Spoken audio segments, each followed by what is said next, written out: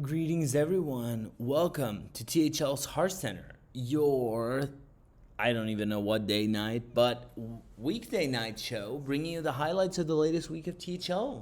I'm one of your hosts, Lotus Knight, and I am joined by my awesome crew. First of all, we have Tom Carter here. Tom, how are you?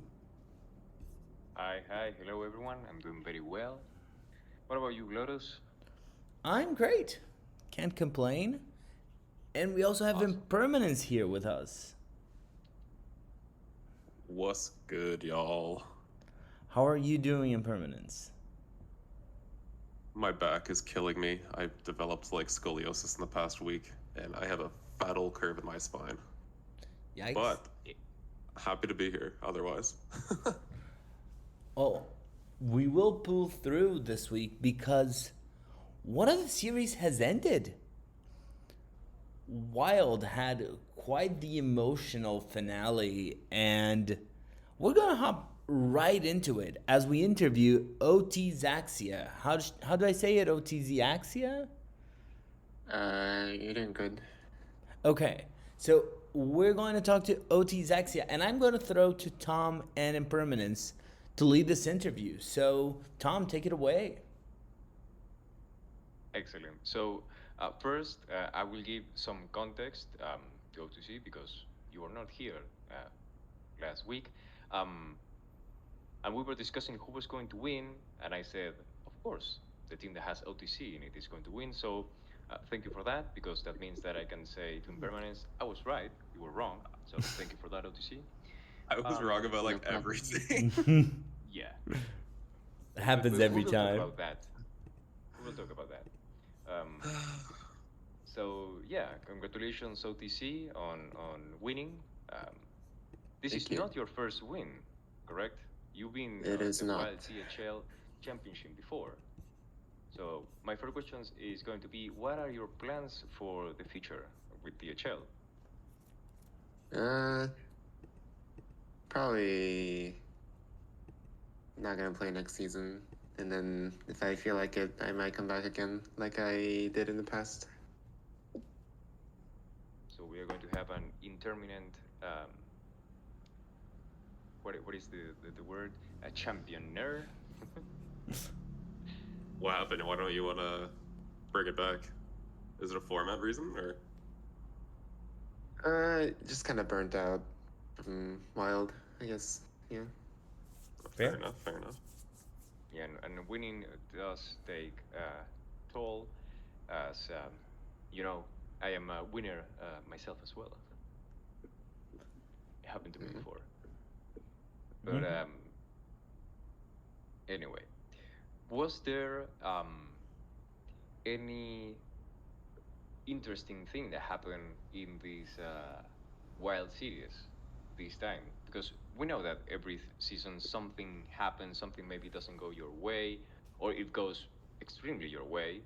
Um, what happened to you or your team that you're like, yeah, that thing was maybe a spin that we didn't think that was going to happen, and it happened, but either we pulled through or you know it helped us finally achieve the championship. Well, I think in week 6, I tried to make a counter Libram Paladin lineup. And then the first game, I lost to Libram Paladin. Wait, hold up. Hold up. Let me get this. The whole lineup was meant to be counter, so we have Hostage Mage, Miracle Druid. It's the Barnes list. Alex Rogan, Big Shaman. Okay. Yeah, I could see it. Yeah, and it's they just stuck Lunes on board, and then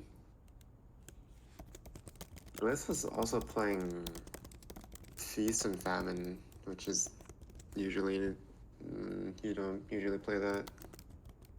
Oh wait, yeah, that was against my team actually. That was against World 8. Yeah, he's a spice lord kind of. Like he's not afraid to experiment for sure. That was a kind of funny include. I remember that. Mm. I kept freezing the board, but just kind of played a bunch of burn damage, and then I died. Yeah, but doesn't matter because you actually pull through and you're the champion. So Yeah, that's true. my next question is going to be like not related to exactly gameplay or format or whatever, but who came with the name? Because every time that you play a match, I have to read it out loud for Twitch. So who was it? Who can I blame for that? For my name? No, yours, the team name. The team. Too. Right. So, so so we put the team together, and then Marty was like, "Hey, what do you guys want the team name to be?" And then I was like, I said Hawk 2, and then there were no objections, and then we went with the name. So you can blame me. Oh, That was so funny. I can directly. I thought so. To be honest, when I saw the name, I was like, yeah, Of course. this is what this is.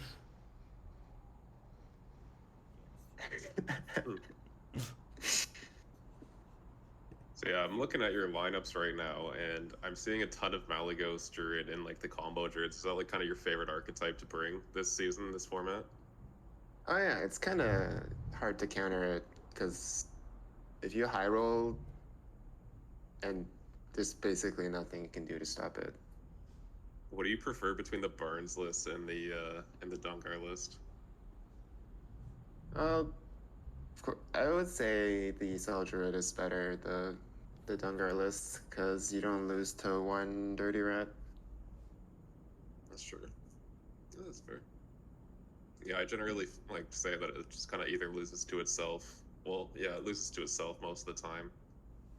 Sure. If you kind of just like brick or just like can't do the combo. But no, yeah, I really enjoy that list too. It's really fun to play. Yeah, it's very versatile. I miss old. Might be the best deck in the game. Spicy. It's up there. Who Spicy. knows? I feel like it's kind of slept on because people just look at like the top 1,000 stats on Donkey and they see like a 50% deck and they're just like, oh, it couldn't possibly be like a top contender. But like, it really does feel like uncounterable at times. You know what? And- That is actually an interesting point. OTC, besides being a prior championship obtainer, you're also a high legend player month to month. What is something or what is a break point that you can give, um, as here Impermanent says, that you're looking at Donkey and you're like, oh, top 1K, but you know that there is a difference once you reach like top 10 or something. What is I don't want to say like an advice, but what is something that you're like, yeah, I've reached this point and now I can either play whatever I want or I'm playing like rock paper scissors with the people on ladder. Like I know that I'm going to queue on with the same three people. Like how do you approach high legend when you're like top 5 or top 10? Right. Um. So there are a lot of less aggro priests, just aggro in general, at the top, and also big shaman too. That's a deck that isn't very complicated to play. We can blame Doc for that. Doc Delight. Yeah. There's the classic dog deck. I see a few people playing that deck in like top 50, top 100. It just makes me sad. I hate Big Shaman. I think it was Yeah, Cowtip where I saw playing that deck for like a week or two straight, and I was just like, how do you not get tired of this? But to each their own, I suppose. Classic Dog Delight. Yeah. All right, so I gotta ask. There was the week against what was it? What a WTF? You matched up against Schmoopy. You guys brought some really saucy yeah. retro lists. What was the thinking? Like, what was the the gentleman's agreement there? And what was your plan with your lineup? Because it's very hard for many of the people looking at that to decipher, and I'm really curious myself. Like, was it just like personal nostalgia, or like what were the parameters on that agreement? So we both agreed to bring standard decks at the old Doom, Saviors of Doom standard meta, Okay. and he submitted to Priest twice because that is his pet deck. But he meant to bring Highlander Hunter, and then I just let it slide. So you guys did play it out though? You let him play with the Highlander Hunter? Yeah, we did. Okay, Yeah. so was it still a 3-0 or like what did it end up being? It was Oh. 3-0.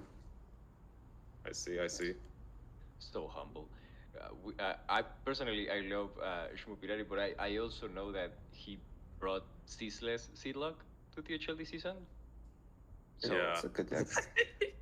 I am not surprised that there was two priests. He fumbled But, twice this season. It feels bad. Kind of No, feels but bad. I love Shmupirari.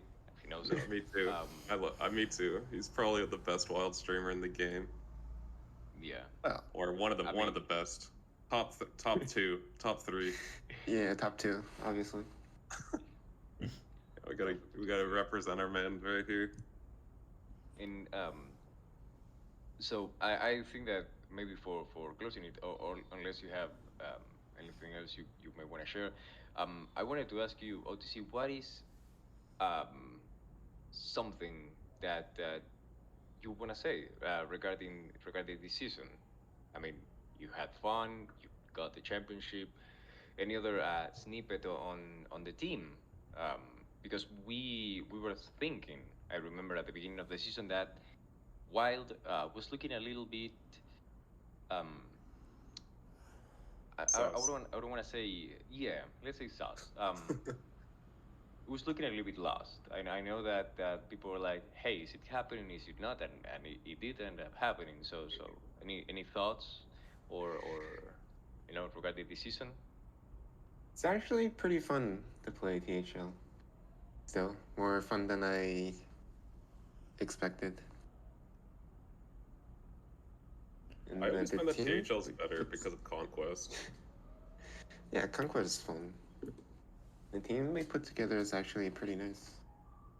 Mm-hmm. Very cool people. No, if you don't mind, I'll take over for a final question for OTZ. And Yeah, go on. I want to ask you, do you have any shout outs? Anyone you want to call out? Your teammates? Anyone you want to talk about? This is your time. So anyone who's helped you prep, anyone you want to give a shout out to, even, I don't know, any opponents, anything you want to say, floor is yours. Shout out to Marty for being a good captain. A pretty responsible human being. I respect that a lot. And Whippy Daddy is it's not the first time we played against each other in THL, and every time we come up with some special rule. I think we played old standard meta a couple times. I remember losing to him that one time. Right, we just like to play non-meta decks. Fair? And it's pretty cool of him. That's valid. As one say, kinda based. It is kind of based. It is kinda based.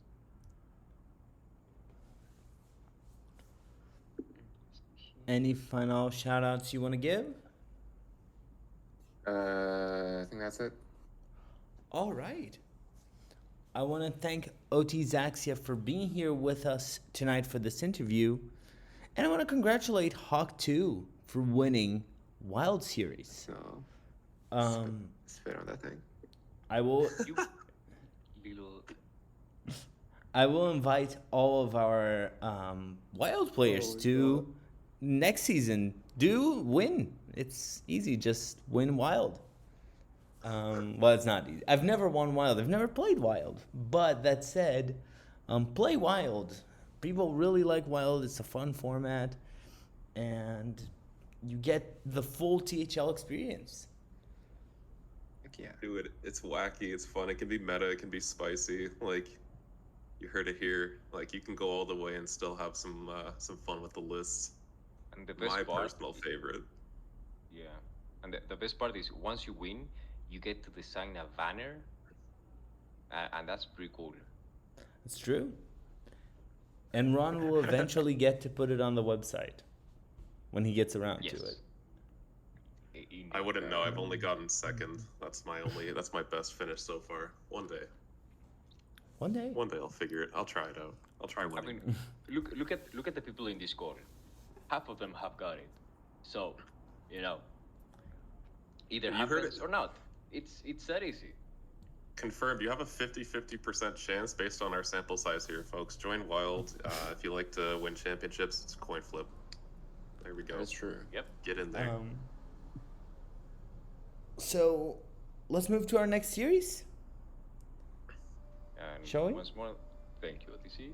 Yeah, thank you so much for joining us, OTZ. This is awesome. Been a good time. All right. Bye, Chet. Congrats on the win. Later, dude. Thank you. Now, why don't we hop straight into Pro Series? Where I want to open us up with, well, we're talking about a team that prominently features a wild player when we're going God. into this pro match. So I want to talk about God. washed up facing unidentified path tracking. Or, sorry, is that correct? Yes, it is correct. Let's talk about what happened here. And Tom, why don't you tell us about this match? Oh no.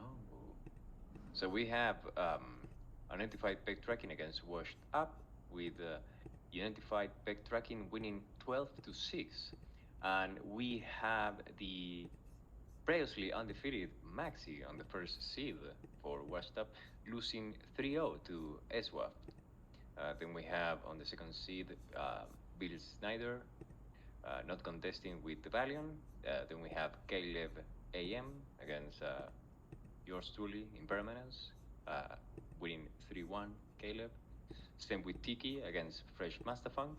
And lastly, on the fifth seed, we have the Toucher losing 0-3 against Amazing Goo. Unexpected, I would say. Yeah. Impermanence, what happened here? Since you were on the team, you can give us the crazy insights. Oh my goodness. Like, well, if you take a look at our third seeds list, that's kind of like a decent place to start. I kind of rolled over by accident, so that's one thing. Ironically, I was prepared, like, because we had a double week, I was prepared like a week and a half in advance, and that ended up being my downfall because I was feeling good. I was like super comfy with like a few deck lists. I was bouncing around with 5 lists, and I was narrowing it down during the week, and then I just ended up forgetting to submit. I was just real busy with everything, like between co-op and school and all that. And I ended up playing a very much crippled lineup, and I got kind of stepped on by Caleb EM there. Not a great way to kick off the series. Actually, I think we had played one game before that, but I kind of knew I was going to take an L there, so that was rough. Yeah, it was just a tough week for us. I mean, Maxi, you don't see a 3-0 on Max. I don't think I've ever seen him get swept, which is just kind of crazy.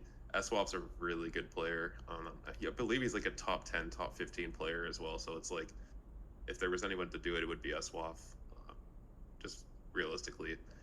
But also, yeah, Harmless Dog pointed out the Arana DH. Maxi's brought the Arana DH, I think, twice now in Pro, just as like a saucy, like a fun pick, and then he built the rest of his lineup around it. But yeah, it didn't go well for him. Amazing Goo was able to finish on a high note, which is cool.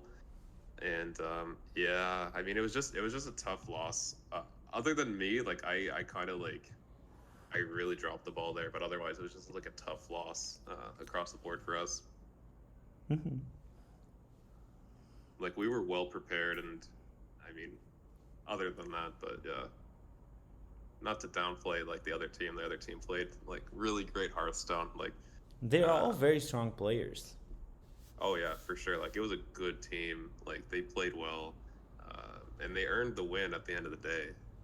Um, so even if we didn't, even if we played out the non-contest and like, and let's say hypothetically our third seed played the fifth matchup, it would have been very close still. But yeah, I mean, it could have been anyone's game. I think we said that last week too. So yeah, I felt really bad about that one. Fair. It happens. Tom, anything you want to but add here?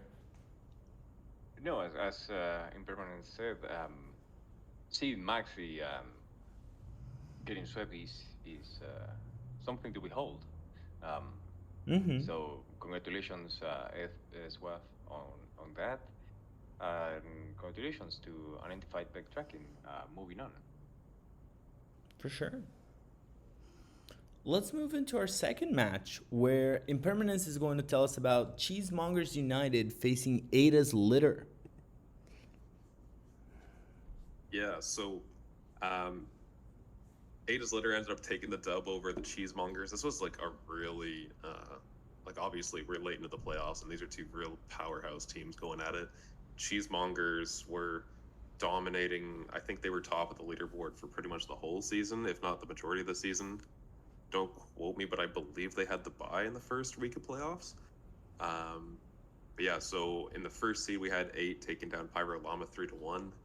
Second off, we had LF Potter getting the sweep over Ethereum, and Grey Dog getting the 3-1 over Not Bamini, with Bone Masher cleaning up over Memnarch 3-2. Another non-contest in the fourth seed between Brute and Random Dude. I know that the coding bros are gonna love this one. There was a lot of unison in Ada's Litter here with the Shaman, Rogue, Druid lineups. Mm-hmm. 8 kind of dropped the ball, putting the Dungar to the right of Frosty K, but we'll try and ignore that. I don't know if Tom can, but 5 Dungars, 5 weapon rogues, and what's the difference here between the aggro? Is the tempo list? Yeah, so they actually opted to play more of the tempo shaman list versus the infinite fizzle list that Ethereum brought. Or was that even? Wait, hold on. I'm looking at Grey Dogs by accident there. Oh. Yeah, Ethereum had the fizzle list for sure. Yeah. Yeah, by the way, they do not choose where the lists show up. I believe that it is alphabetical It's a class order. by class. Yeah. Oh, I thought it was based on the input on Donkey. Okay. No, it is okay. alphabetical. Yeah, I tried to look into that with Mario once. I think I've told that story because I get really pissy. Like I want to have them line up by color, and instead of finding a way to fix that, thanks to Discarded Food, who was someone who I talked to back in Keith Numbers Twitch, THL now has a working deck tracker, which is what you're looking at. So we couldn't fix that, but now there is a deck tracker available on the Google Sheet thing. So we take those, but still pissing me off because I want to think line up a color, but you can do. No. How dare they bring that DK? They really threw off the vibes there. But also worth pointing out, it wasn't even the Zerg list. It was actually straight up Frost DK. Kind of interesting. This lineup for Ada's Litter, honestly, was what I expected the ban list to look a lot more like. As far as like we saw, like the fizzle nerf, right? But I was kind of expecting personally to see like a touch to Dungar, possibly even Weapon Rogue, and then possibly even like a Zerg nerf or something like that. Not necessarily as much as the Zerg, but yeah, but I believe that looking at the stats, the aggro list has like a 7 or had like a 5 to 7% win rate over the non infinite shaman. So at the time or now? No, before the nerf. Oh really? Oh yeah, because our team was when we were prepping, and this is actually an interesting point because this could be indicative of like top meta. we were sorry, Maxi was very keen that the Infinite list was a lot better, so we kind of were prepping around playing that. As you can see, we had like I was going to bring Infinite Shaman, so we would have had 3 out of the 4, but obviously that didn't work too well for us. So I didn't. Yeah, that's a good point there, stat wise. Yeah, so But so it another makes thing I sense like that about the other they list. went with because I believe that you also said last week that Dungar Druid is not actually that powerful as well, but it seems that they knew what game plan they were looking for, and they brought decks that are, I would call them easy to pilot and quite um, straightforward, right? I know that Yeah. Infinite Shaman can get a little bit hissy on game plan. Sometimes you're like, I want to go infinite like this or like this. Again, all I'm saying right now doesn't really matter. That's why I'm being really vague. The deck is just not there anymore. But I believe that's the reason that we are looking at 4 aggro terrain shamans and only 1 infinite one. Yeah, it's fair. Like some people, I believe, like I feel like some people definitely weren't comfortable yet with the Infinite Shaman list with the prep time they had, so that could definitely be a factor. And they're both still really strong decks. Well, I mean, not really the Infinite anymore, but at the time they were both very strong decks. And yeah, it's like you say, like Dungar, Weapon Rogue as well. They can kind of just play their own game versus a variety of decks. They don't have to worry too much. And Dungar can kind of blow out a variety of decks, whether it be Infinite Shaman or like the Zerg DKs, although they weren't actually brought at all. Not a single DK from Cheesemonger. And as we were looking at that lineup too, it's pretty interesting because this is the first, it's the only pro team that broke away from Dungar Druid with 2 of the hero power lists. I personally been enjoying that quite a bit in Standard. It's really fun to play and whatnot. Unfortunately, their team didn't come out with the dub there, but very fun list. And you know, as a Dungar hater in Standard, at least, it's nice to see a little bit of a variety there. But yeah, moving on. The flip side, we do see more Hunter. We see a Terran Paladin. This whole random dude's lineup. Let's just take a moment for this right here. We got the Secret Hunter, Terran Paladin, Archon Rogue, and Location Warlock. We talked And about it base was earlier. That's pretty base. non-contest. Yeah. Yeah, Yeah. I wish we could have seen that. I wish we could have seen that matchup. That would have been sick. Archon Rogue's like, I was planning on bringing Location Lock too, but Archon Rogue is a very cool deck. I'm not sure if it's one of the best decks, but I it don't can know. definitely pop. Yeah. Um, I don't know. I will, well, just because of this match, I will say I hate Weapon Rogue. Just the Yeah. worst deck. Weapon Rogue is like in a I- very similar boat to Dungar Druid in Standard, where it's kind of just like it's very ignorant in its game plan, but it's effective, and it just like it just does it. It's very limited in decision making. It does its thing, but it does it well. Like I think the only deck with less decision making than Weapon Rogue is Dungar, but yeah, yeah, I guess. in Standard at least. No, I'm yes, I am talking about standard. Weapon Rogue is not a thing in Wild. I mean, it was like 4 different times. But you always have Kingsman, so it's you never play like Weapon Rogue. Yeah, no, that hasn't existed in a while. Yeah, thankfully. no. And we also have so many ways to taunt, freeze, and destroy a weapon. Like Yeah. Yeah. no, not happening. Anyway, Well, with that, I want to give a final question since we have time and it's a quick one. You don't need to justify. My question is who wins unidentified pet tracking or Aegis litter? And I'm going to start with impermanence here. Well,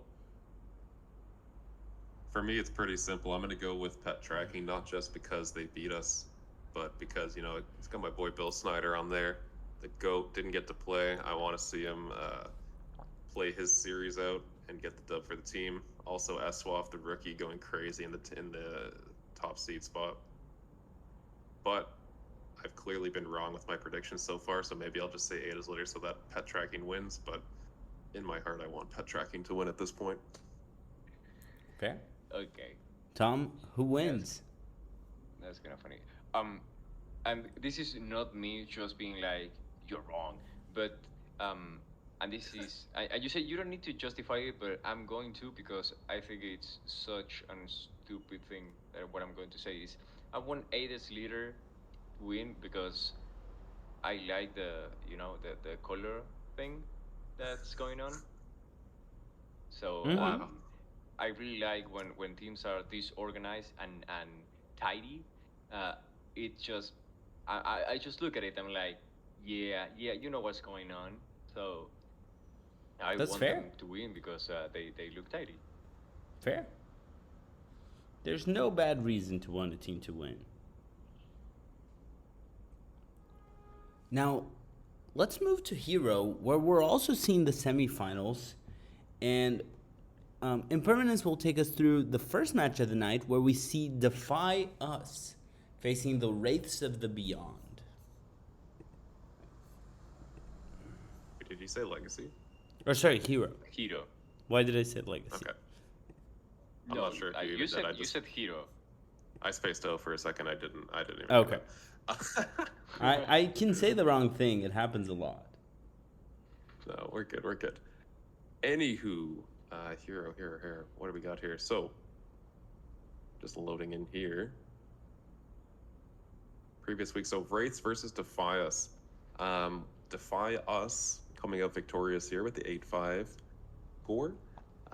By the Hunter getting the 3-1 dub over Ramiat in the first seed, and then followed by Osmonaut getting a sweep over Superhero, followed by another sweep in the final seed from My Curse over MPV. These lineups are honestly quite similar in build. Not quite similar, I should say, but I mean they're both fully maxed out on the Shamans and Druids. Shaman being, as mentioned by Tom earlier, right? Like you could have taken either path, and between the Infinite Shaman and the Tempo Shaman, so it just seems like a no-brainer there, right? Closed list, just not letting your opponent know what you're playing, and I guess to a similar degree, the same thing with Druid, right? Because you could go Hero Power or Dungar. Dungar obviously being much more reliable, but still gives that element of wonder there, as well as a lot of mage representation here.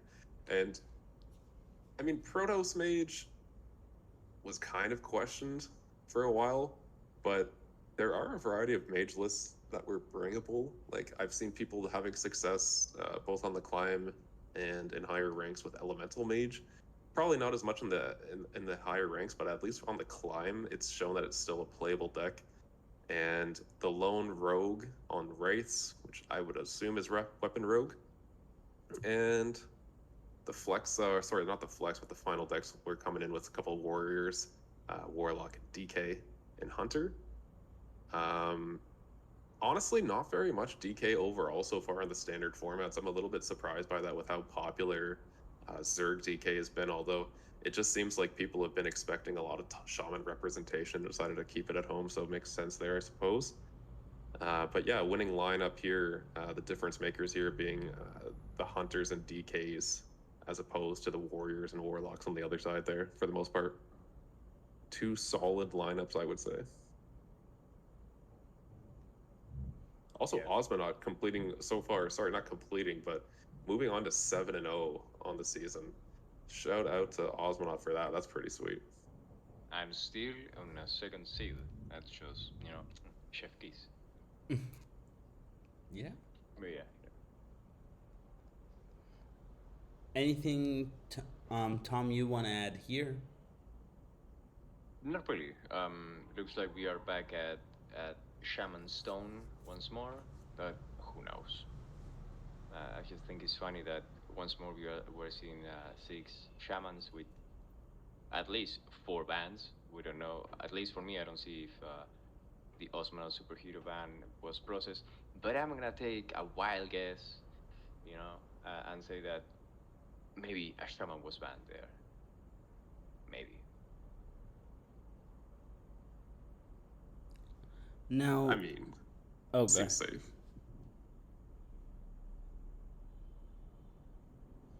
So let's take a look at our final hero match of the night. Tom, tell us about Defias facing a Polderfist Mountain. Let me go there. I thought I was going to find that on the same screen, but sometimes It's they in. are. You can go to teal. Yeah, I'm loading it up. Oh. There we go. And we have the Fayas against a Polderfish Mountain with a Polderfish Mountain winning 9-6. We have Chui on the first seed, losing 1-3 to Novamity. And then we have Super Center swiping placeholder on the second seed. And lastly, a Harmless Dog winning 3-2 against the Realer. Once more, we have 6 Shaman. And Novamity staying with that unbeaten record on the 6-0. Fortunately, seems that the other two teammates didn't win. And let's see here. I don't know. I look at this score and I think that it was somewhat. It looked a little bit closer, except for the second seed sweep. I don't know. This speaks to me that it was a little bit more fair than the prior match that we saw. Um, I don't know what you think about that, looking at the just the scores in permanence. I mean, it's a well spread, I guess, like in the in the differences, like the 3-1, 3-0, 3-2, and whatnot. It was fairly close, and also it is only the 3 players, so I think that's part of it too. But I mean, it wasn't a blowout by any means. It went to the third game, and see a little bit. I mean, other than it being Shaman Stone, still there's a lot more diversity in the lineups, which is cool. We see a mono Warlock team for the first time. As a Warlock main myself, you'll love to see that. And yeah, kind of like the token 1 DK on either end. I don't think we've seen more than one each time. But yeah, a lot of variety in this one. Mm-hmm. Now, let me ask you both, who wins hero? Do we have a Polderfist Mountain or Defy Us? And I'll start with Tom. I'm gonna go with APM. I don't know. As I said, it speaks to me, and I really like. I've been following up a little bit on what the Harmless Dogs are doing, and I really like their spirit, and I think that they can pull through in Hero.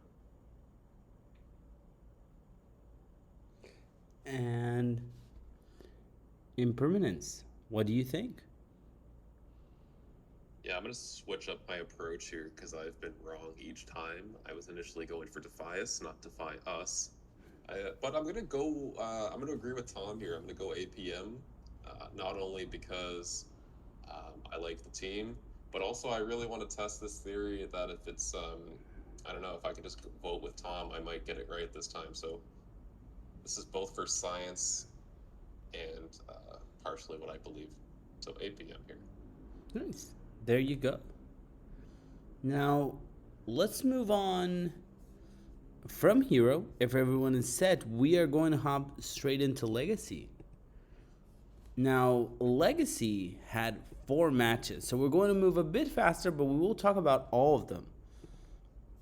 As we start by looking at an APM match, we're going to look at APM Anomaly Perplexed Me facing Los Justin Hermanos. So, Tom, how did the Justins do? Oh, sorry. Let me go. I pay so much for internet, and it's so slow. I'm getting scammed. Well, yeah. I don't know. No, but I have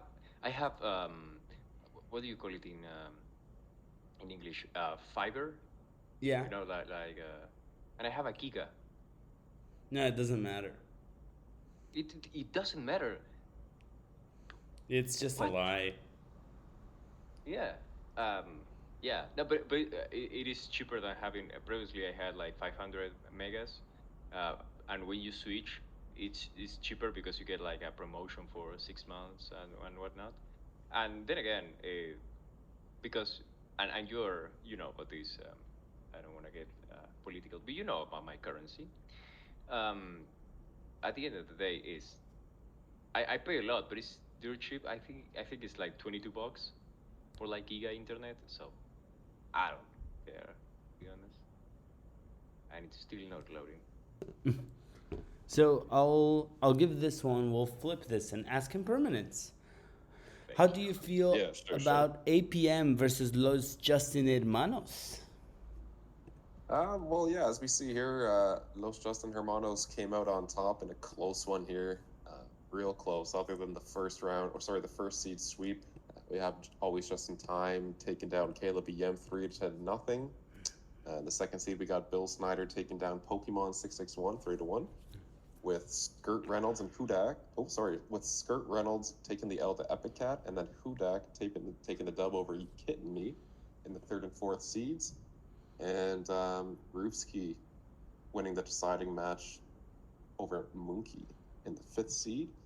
Um, a lot, you can tell here, there was a lot of planning that went into both of these lineups, both between the bands and the brings. APM bringing, like the full shaman lineup, full druid lineup, a lot of warrior. That's the first time that we've really seen this. I feel like this is probably in more anticipation of like I guess like the later game decks, like to take on shaman. If I remember correctly, pre-nerf, the only class that was like positive into shaman at the time was warrior by a couple percent. Which also you can see all of the lineups who brought warrior chose to let shaman play, so that seemed to be their game plan. Just at a glance, in my opinion, there.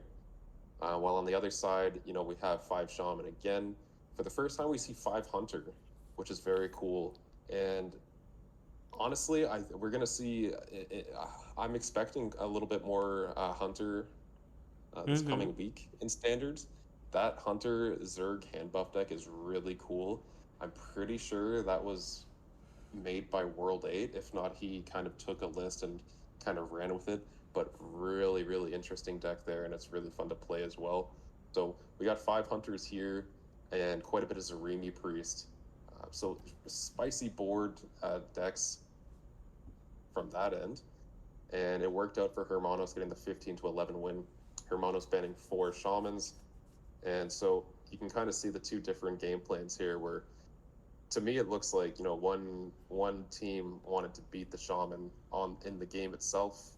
I guess the Dungar Druids, well, I'm assuming they're Dungars, was part of their plan there, while you had the folks who were playing shaman and then decks that could potentially beat up on the Druids Warriors, because that seems to be what Hunter and Priest does pretty well. I mean, Priest used to feast hard on Druids when pre-expansion, when the other Dungar lists were running rampant, right? And I don't actually, let me pull up the matchup stats real quick, but just off the top of my head, I feel like hand buff goes positive into Druid. Yeah, it seems like it's 62% for hand buff Hunter into Druid right now in top 1K at least. So that's my guess from a humble spectator here. And yeah, obviously it paid off heavily for Justin Hermanos. Well played. Well played to the Justins. Any final points anyone wants to say about this match before we move on? Nope, I'm good, and it finally loaded. So sad. So Tom, tell us about our next match. We have Do a Barrel Roll facing Defias. Hell yeah, my boys. So I was right again. But yeah, the overall pull through against the Fias. The first game was actually a non-contest. I mean, the first seed. Yorari against Night Shuish Owl. Then we have Maxi going 3-2 against Bot Washer. Classy going 3-2 against Grumpy Ninja. Kira going 2-3 against LL Cool Ray. And lastly, on the fifth seed, we have LT Cavalry going 3-1 against Walkerman. El Capri staying, as I said, 8-1. They unfortunately lost the prior week, but they are a really strong player. And the series was really, really close. We have 3-3-2s and 1-3-1. But that means that at the end of the day, because 3 people already won, their last match can be a non-contest, which is what happened for the first seed. Nice. Impermanence, anything you want to add about this match? The barrel roll lineup looks sick. Obviously very planned out, but I really like the core of Druid, Hunter, Shaman. That's about it. Tom pretty much summed it up pretty well. And I like how we keep seeing Maxi. And unfortunately, yeah, Washed Up didn't win, but Maxi won here. So, yeah, you can tell which series he clearly cared about the most. So, thanks a lot, bud. Thanks a lot, Maxi. Yeah. No, I'm just kidding. That's the thing. No, but I think it's interesting when you look at these players that play multiple series, and you can tell like how much or you know how they try hard. And again, Maxi is a really powerhouse of a player, but seems that they had a rough week, because not only did they lose in pro, they went 3-2 here in Legacy. So it's it was rough. Pulled through. Legacy didn't win pro, unfortunately.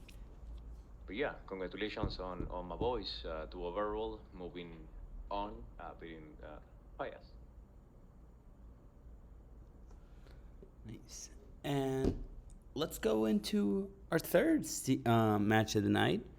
Tom, tell us about, well, I should just say no one talk about this match, but why don't you tell us about the 7 Mile Spanking Machine versus Anaconda's Preferred Meal? Okay, let me go there. I swear this time it's going to load faster, because I looked at it like, let me go. This is blue, right? Yes, this is blue. It is my team's match, so not great. Whoa. There we go. So we have APN losing, slightly against 7 Mile Spanking Machine. 7 Mile Spanking Machine won 12-2 on the first seed, and second seed we have non-contest. On the third seed we have 2-star Mako winning 3-1 against Bushituna. This is speaking from 7 Mile Spanking Machine's perspective. On the fourth seed we have Niems winning 3-1 against Glacier, and lastly on the fifth seed we have Super Center swiping Ink Y Cyan Frog. Is that how you read that? Inky Cyan Frog? Inky Cyan Frog. I was going to read it as In Y Cyan Frog, but that's just my spelling. But yeah, Inky Cyan Frog going all 3. So yeah, rough. Is this the reason we no longer have 2-star Mako? Nah, I'm just kidding. I mean, Mako won, so Mako's having a crazy good season. Yeah, exactly. I'm saying that the reason Yeah, they won is you no they're longer just allow them to practicing. Yeah. You're like, you are winning too much. You are going to BM me if you're with me on PC. But yeah, I mean, it would be dumb of me not to ask. Do you have any insights on what happened, Lotus? I mean, I'll be honest, this was one of those matches that I submitted my classes. Then the day later, I'm starting to think about what to play, and I get a message by a Bone Masher saying, "Hey, you don't have to play." It was very fast, and I mean, they're great players. This team has been doing fantastic. They beat us during the regular season, and they did great again. I wish Ron and I had gotten to play. I wanted to play that last week. It's actually a pretty good meta, so I'm sad we didn't have the chance, but this team is doing crazy things, and yeah, they did it again. Yeah. So yeah, congratulations to 7 Miles Banking Machine, and well, do you have any insights, impermanence, or anything you wanna say in regards to what we're looking at on screen? And just a side note, Lotus is here in the call with us, so hey. You can say whatever you want. Well, no, yeah, no, I mean, the only thing that really stands out to me is like the surplus of DK finally. Seems that like APM really had high hopes for the class, and I don't know if that was necessarily like the issue, but I mean, that's just it. That's just like the first time we've seen multiple DK picks on the team here. Otherwise, I was planning on bringing it myself. I do like the DK Druid Hunter Shaman lineup from you and Ron. I think I personally was planning on going either Warlock or Rogue over the Druid, but no, I mean it looks pretty good overall. The 7 Mile Spanking Machine lineups just look gross because like I look at this and I'm like I'm curious as to what shamans they brought, because if I'm looking at 5 infinite shamans and 5 infinite warriors, then oh my goodness, that just looks brutal to play against. But yeah, it's like we said, like congrats to 7 Mile Spanking Machine. Great players. Seems like a well planned out week. Mm-hmm. Tom, any additions? Anything left before we move to our final legacy match? No, I believe that we can go ahead and look at that. All right. So, impermanence. Let's take a look at Dust Stubbs facing Dad Legend. Now, we had 3 matches that were kind of chill. This was the opposite, or not chill. 2 of them were more chill. This is the opposite of chill. This is as tight, basically, as it gets. So, what happened here? Yeah, this was a photo finish coming out from these 2 teams. Stubbs taking the W over Dad Legend 13-12. Just absolute nail biter. And this is coming against a team, Dad Legend, that was so dominant for so long in the first half of the season.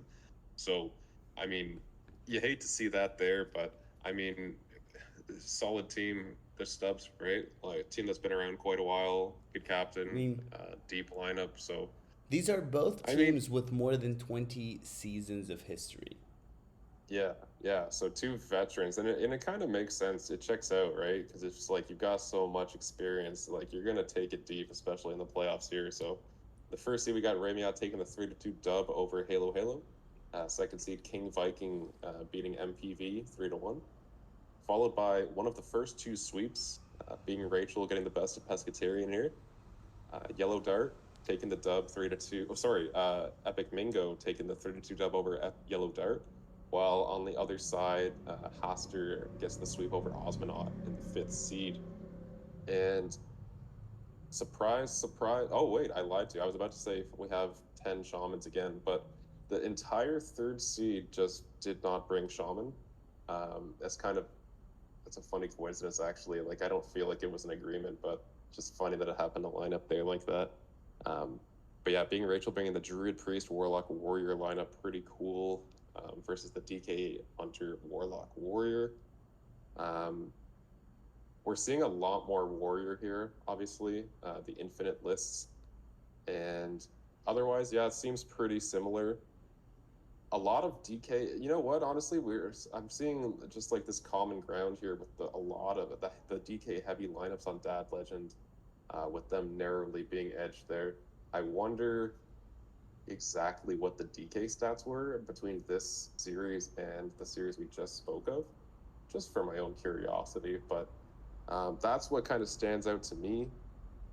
A lack of Rogue, honestly. I expected a little bit more Rogue across the board, but also another Paladin popping up. which is kind of funny. Epic Mingo getting the dub with that there. So yeah, well played to Stubbs on what's possibly been the closest playoff match so far in Legacy. Yeah, I'm looking at it and it looks insane, and I want to believe that any of the discourse were like, oh no, who's going to beat? Oh no, I'm going 3-0. Oh no, and you're like staying up till really late, going like, are you playing now? Are you playing tomorrow? What's going on? It's funny when you think of it that way, because it's just like if one team, depending on when they got the 3-0, you get a 3-0, you probably take like a breath of relief, right? But then it's just like nope, other team's gonna come right back with a 3-0 sweep. Crazy Yeah, no, series. it looks really I mean, a real nail biter like we haven't had in what feels a really long time in such an end um stage I mean, the of the season. Justin's match was close, but this is crazy. No, this is nuts. Yeah. Um. Any final thoughts about this match before we move on to our checkout question? No. Not really. All right, so let's get to our checkout question of the night. I'm bringing us to our main screen, where my checkout question is going to be short. I'm glad that I have two wild and standard, but also wild players here, because I'll ask you a wild two standard question. I want to ask you what card should come back from standard in the next core set? At some point, they will announce core sets, so tell me a wild card that would be fun to see in standard again. And I'm going to start with impermanence. I have a really bad take that I'm only gonna mention because I happened to say it as a joke to one of my friends earlier today, but it would be funny if patches came back. There seems to Oh, be a fair amount of pirate support, and I was playing some standard today with one of my wild friends in a call, and I was playing I was going to roulette. I was playing like Zaremi and a couple other lists, right? And he was kind of joking about like the glacier pace of standard versus wild, and I was just like, yeah, man, like they should bring patches to standard. That would really kind of mix things up a little bit. I honestly, I don't know if that would be like brutal. I honestly, I don't think it would be the most warping thing in the game, but that would be really funny. But on a more serious note, I could see them bringing back like some like because they generally try to bring back more tech cards every so often, like with the core set. I wouldn't be surprised if they brought Smothering Starfish back because I have been seeing like a fair amount of people talking about like all the Zerg buffing lists and people talking about like Infester and whatnot, and I just feel like that would be like a pretty good card that you could tech into a variety of decks for something like that, as well as even certain starship lists, like a tech card for that. But as far as a card that I actually want to see, it's a tough one. I actually, you know what? I for a while, like, what was it the last set with the?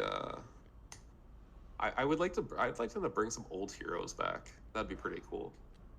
you mean like Death Knights, Yeah, like it could be or Death or Knights. or maybe not that old, like Suljin and Cariel kind of thing.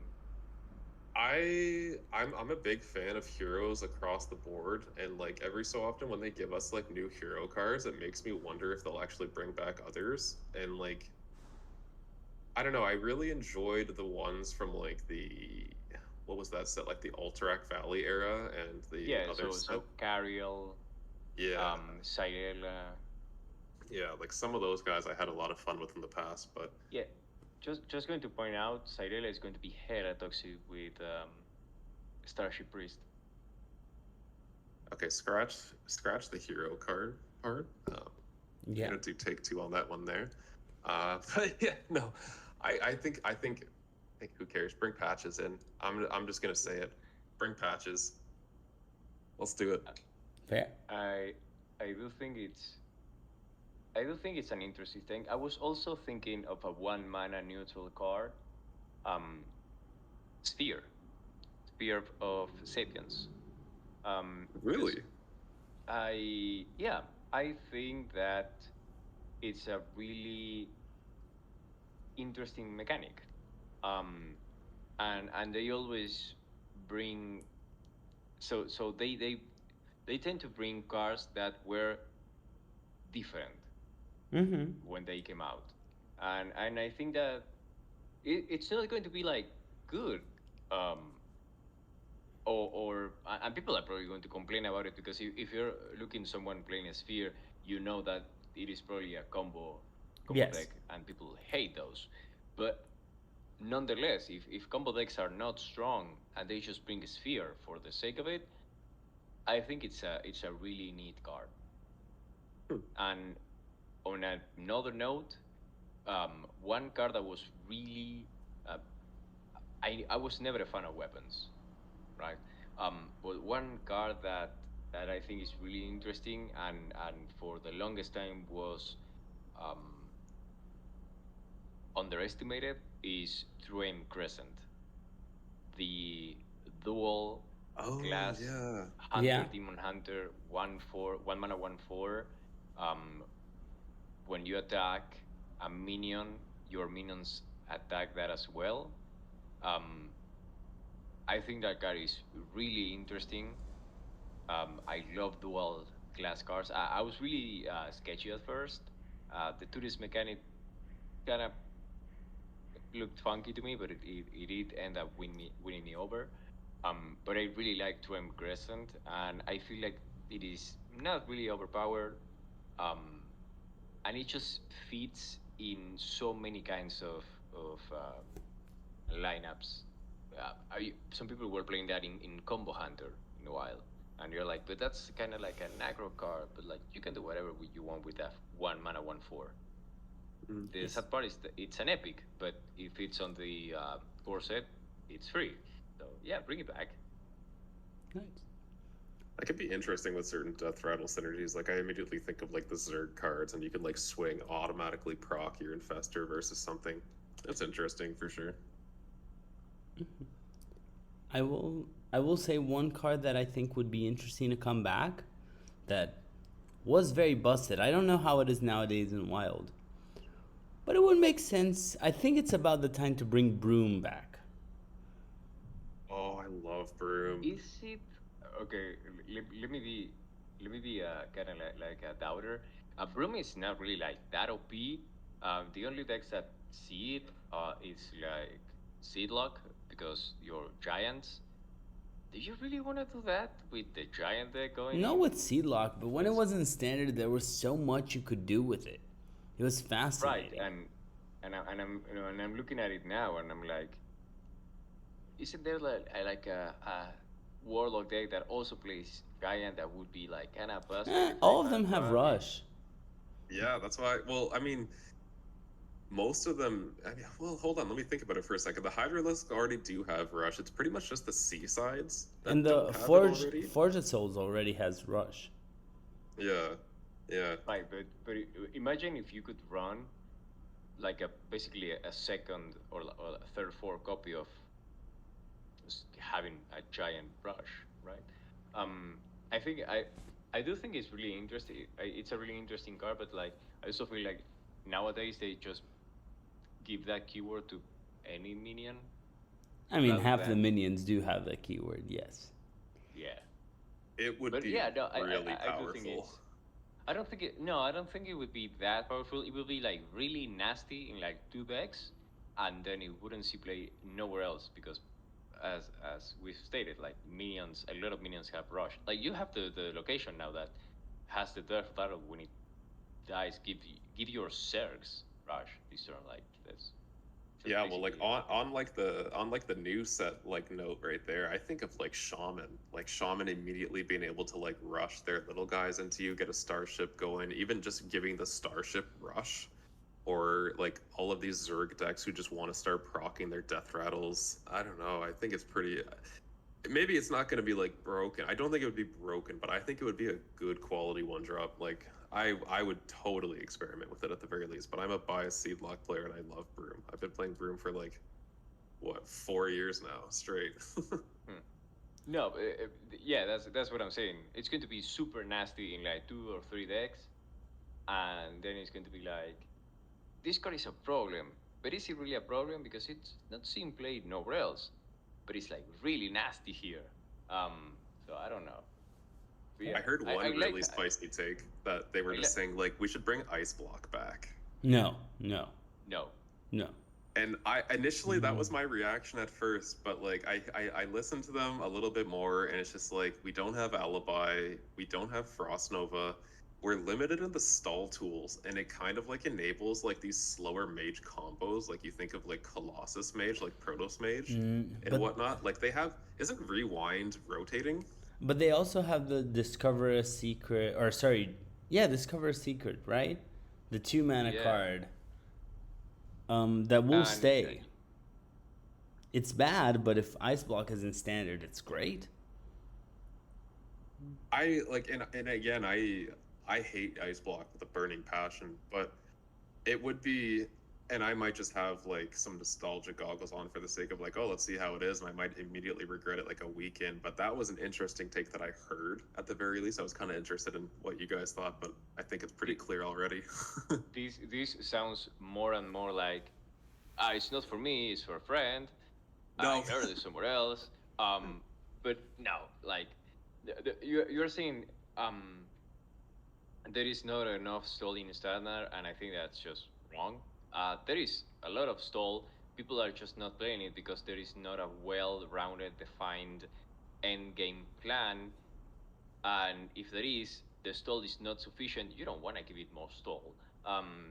Which is the problem with like, sure, there is not, we don't have alibi or whatever, but you still have the gain armor elemental, and I Mhm. believe that Macedon is also over there. Like, if you I think so. want, you could make a mage really nasty, and I don't think anyone was that. We don't want it, and we have it. That's how I see it as well. Like if they were to bring Ice Block back, I see Mage going to like an armor up build where they have that proto spell that gets you armor, you have your Slade Skaters, you have Mesodoom, and you just play for like late game Colossus combo. Like how toxic do we think that would be really? I'm just curious. Like I know. I'm kind of We indifferent. really know. Yeah, I don't want like no, thank you, sir. But going back to the question, I really like, or maybe going back to the answers, I really like how, except for that ice block thing that we're going to ignore a little bit, Okay, fine. we all thought about 1 mana cards because Sphere, Truaim, Broom, Patches Yeah. are all 1 mana cards. So maybe we don't know because we didn't agree on like any card. Like, no one was like, yeah, I can think of anything else. I want that. We won 1 mana cards. It's true. Give There are me- not that many great 1-drops right now. Actually, No, it's very like few. been Salesman for the past like year and a half, 2 years. There's- However long Salesman's been in the I format. mean, there's Vicious Scalehide, and that's pretty much it. Demon Hunter has the Puppet, which is pretty good, but like Paladin, for example, has nothing. Yeah, no, Paladin has the only 1-drop ever playable in Paladin for the history of ever, which is the No, there was Elder Attendant was also playable. no. I mean the Righteous yeah, but that's a Protector. whole archetype. I mean, one card that you could see like Righteous Protector was good, very That's good. the one, yeah. Yeah, that's what I meant. The taunt. Yeah. Yeah, but the Yeah, others. it still sees play in hand buff. Yeah. Yeah, but it's the only 1-drop in an aggro thing. I'm trying to think of like a deck that like needs a particular boost, which I probably shouldn't when thinking of core set rotation, but like, because I'm thinking of like Demon Hunter and what could help them. Il'gynoth. I wonder- Just bring back Il'gynoth. No, please do not That'd bring be- back Il'gynoth. That'd be Is there- cool. It would be cool. really funny if they bring back Il'gynoth and there is absolutely no left field support whatsoever on spells, which I believe that has happened before, where they bring a card and they just are like, yep, here's this card you wanted from the past. Absolutely no other related card to this one, but here you want to play. I don't know, with like it would be like if they bring, uh, talking about the age, like if they bring Jotun without any of the relics, like cool, you know. I loved relics. Wait, do we still have Wallopers in standard? No, You you mean Wobbledinger? Oh no, whatever. No. The DH, We do the not. 0 mana 5/5 we do not. with Rush.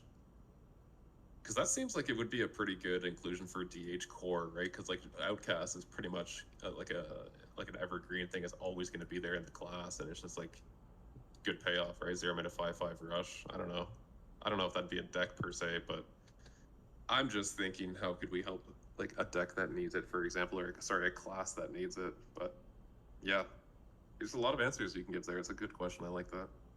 Fair. Well, Thank you.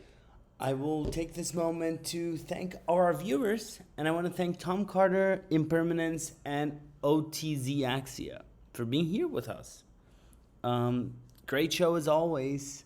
I want to wish you all a good night, and we will see you next week, as hopefully we can bring some of the hero and pro winners to talk to us. So we'll see you later. Bye, everyone. Bye. See ya.